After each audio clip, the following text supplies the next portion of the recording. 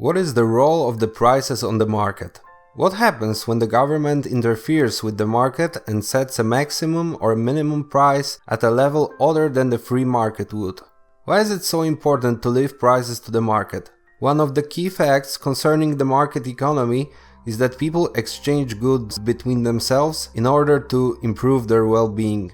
Every exchange benefits both of its parties, at least at the outset. Hence, it is crucial for such exchanges to be as effective as possible. Product prices are shaped by market exchanges. Thomas Taylor wrote in this vein, "The prices that emerge in the market are not unexplainable. They always are the result of subjective valuations expressed by individuals who choose to buy or sell or to abstain from either action. The supply and demand curves for a given good are made up of the multitude of individual consumer and producer preferences. Every one of us, by acting as a consumer, creates and adds to his own demand curve for every good. Every one of us determines how many units of a good he or she can buy at a certain price according to, as we said in the Value of Things video, the law of decreasing marginal utility. I will buy 5 apples for a price of $1 each and 2 for $3 each, but I won't buy any for $5 an apple. Your preferences may differ.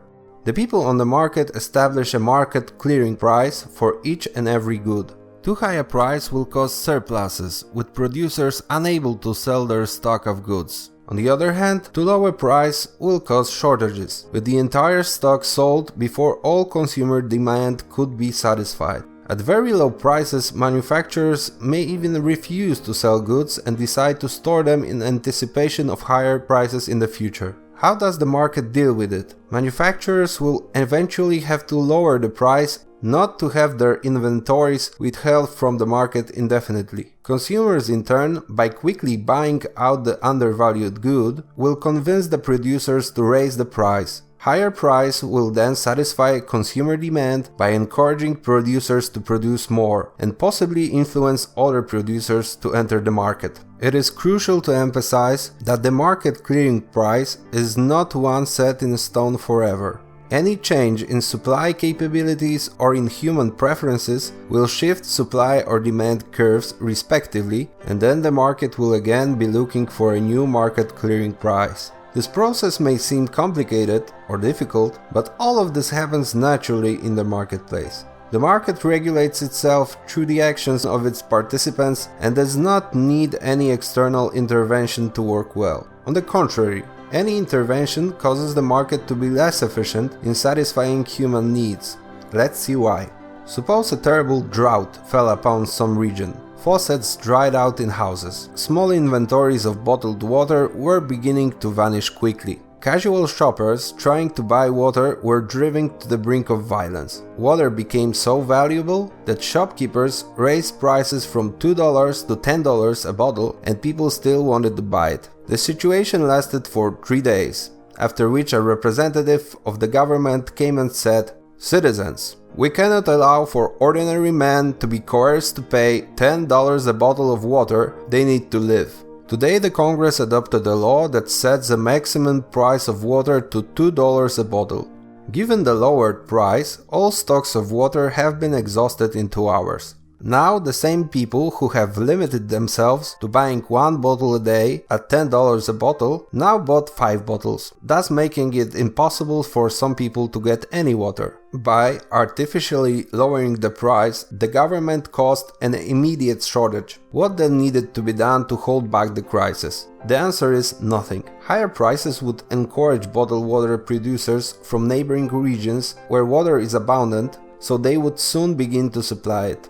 The existing producers would also go to greater lengths to find more water to sell in spite of the drought. The entrepreneurs wouldn't do this because of their benevolence, but merely in order to get ahead of their competitors in supplying their clients with water in a competitive market. In effect, there would be more water, so its price would start to return to normal. The higher price thus allows for more effective distribution of a rare good in times of crisis, reduces its consumption, and by encouraging water companies to invest in production eases things up along the road. The artificial reduction of the price made for an immediate shortage of water for many and play havoc with the chances of escaping the crisis quickly, as producers were discouraged from providing enough water.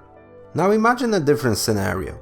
There was a country producing 10,000 bushels of wheat per year. Some of the farmers invested in their businesses. They bought harvesters, tractors, irrigation systems, and significantly improved production efficiency. The rest did not invest and consumed their earnings without second thought.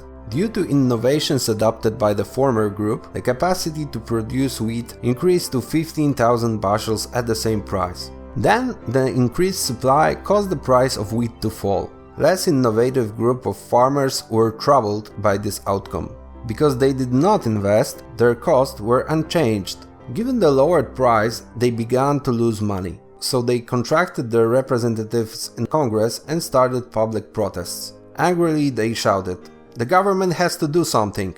Their political influence was powerful enough, and the government intervened. A minimum price of wheat equal to the original price were initially set. This, however, quickly caused production excesses. Consumers were still willing to buy only 10,000 bushels at the old price. Protest escalated, this time over wheat rotting idly inside grain elevators. The government reacted by imposing a cap on production per square mile to match the level of productivity of the least productive farmers.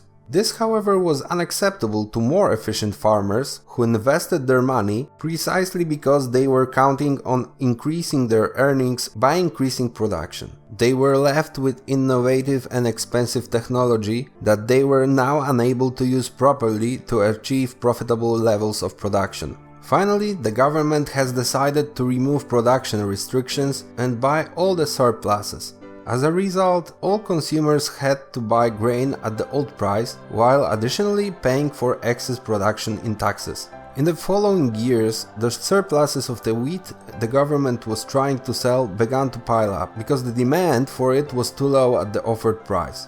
The only thing the government could do other than collapsing the market price was simply to destroy all surpluses or export them at a discounted price, thereby supporting foreign markets at the expense of the domestic economy. What should the government do? Once again, nothing. It should allow prices to fall because it's in the interest of all consumers. Less efficient farmers would have to invest quickly or place their businesses in more capable hands. Every consumer of wheat who would buy it at the lower price would have extra money that could be spent on something more. For example, on products soon to be produced by newly retrained farmers. The wealth of the society would increase.